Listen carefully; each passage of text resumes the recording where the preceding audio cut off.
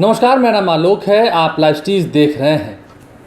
क्या लालू प्रसाद यादव की जो अब आगे की विरासत है, उनकी बनाई हुई पार्टी आरजेडी, वह अब तेजस्वी यादव के हाथों में जाएगी। तेजस्वी यादव ही कमानों को संभालेंगे, तमाम जो जिम्मेदारियां हैं उसे वो उठाएंगे। क्योंकि इस वीडियो में हम उन तमाम बातों की चर्चा करने वाले हैं।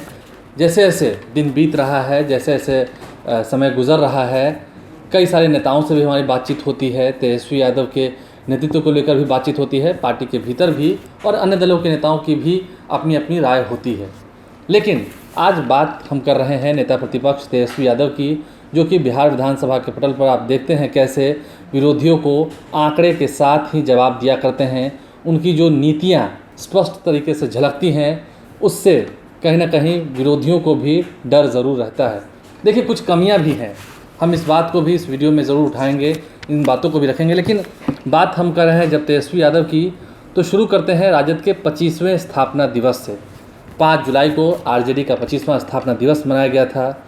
जो तैयारी की गई, जो रंगरूप रहा कार्यक्रम का, जो जवाबदेही रही, उसे देखकर ऐसा लगा कि तेजस्वी यादव कहीं ना कहीं पूरी तरीके से तैयार हैं।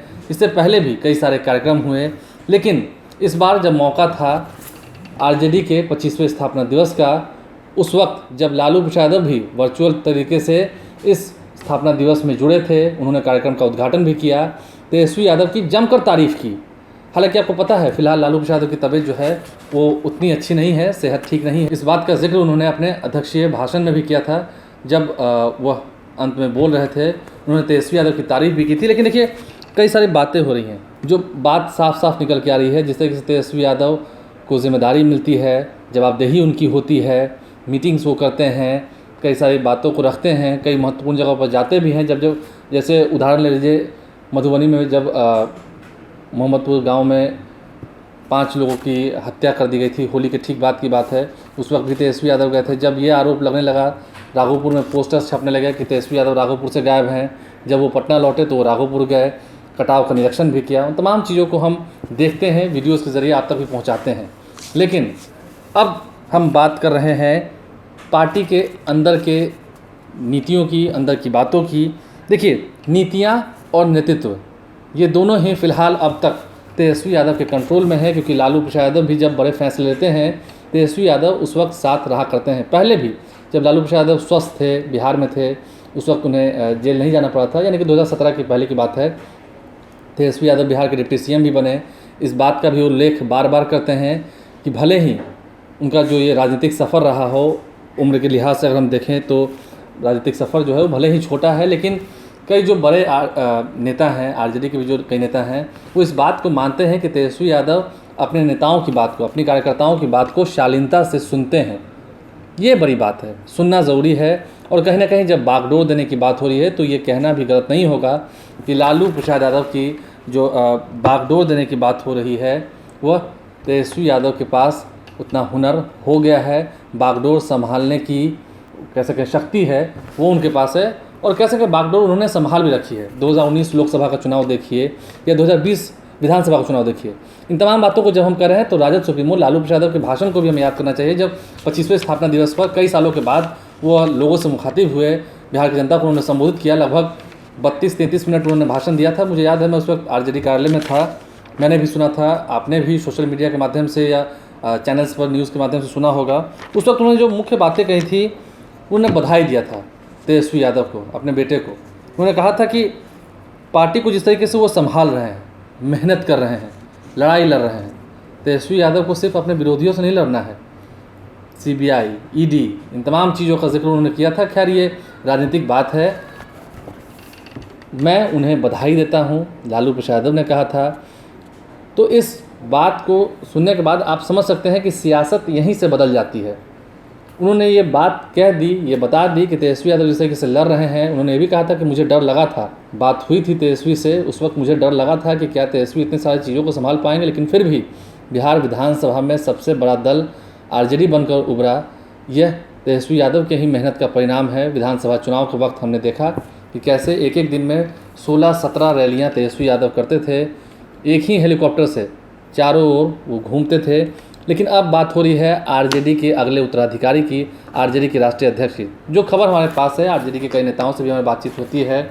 आरजेडी के किसी नेता को मैंने पहले भी कहा कि उनकी नीति और उनके नेतृत्व से ऐतराज़ नहीं है, तो ये मान लिया जाए, बस औपचारिकता महज ही बाकी है कि क्योंकि लालू प्रसाद की सेहत भी ख़राब है, वो पटना आएंगे, हालांकि उन्होंने कहा है। लेकिन अब जब बागडोर देने की बात है, क्योंकि आगे फिर 2024 की लड़ाई लड़नी है, 2025 में विधानसभा चुनाव होना, उसमें तो खैर समय है।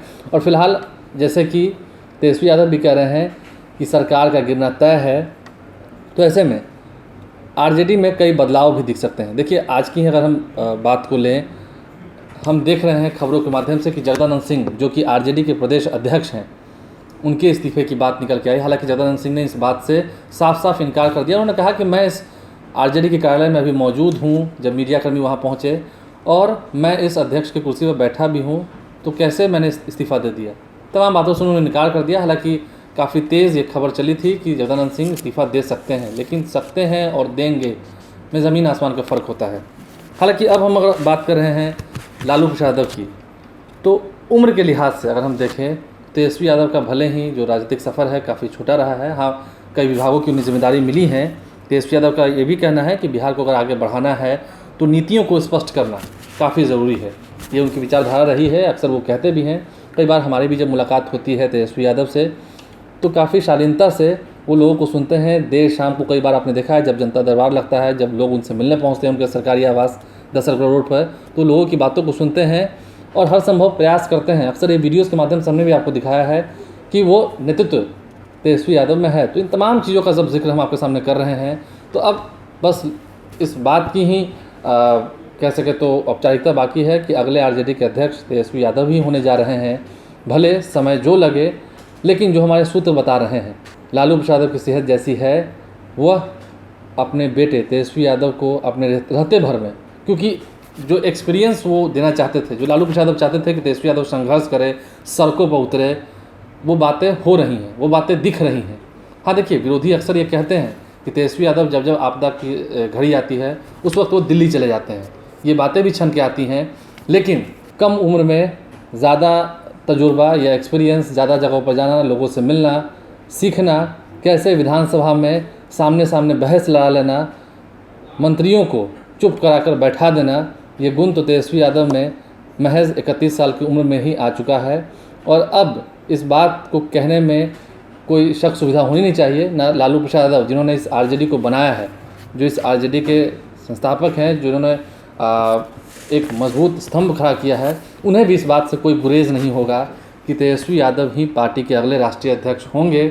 समय चाहे जो लगे, लेकिन जो सूत्र हमें बता रहे हैं कि आरजेडी के नेताओं का भी ये कहना है कि अगर तेजस्वी यादव राष्ट्रीय अध्यक्ष बनते हैं तो बड़े बदलाव होंगे और पार्टी में बड़े बदलाव देखने को मिल भी सकते हैं। बहरहाल फिलहाल कोई टूट होगी या क्या होगी, क्योंकि तो जेडीयू और बीजेपी के नेता कह रहे हैं, लेकिन तेजस्वी यादव की जब हम बात कर रहे हैं तो पार्टी में जिस तरीके से उन्होंने मेहनत की, उसको लेकर बधाई भी दिया, संघर्ष कर रहे हैं, लड़ाई लड़ रहे हैं, ये बात लालू यादव भी कहते हैं।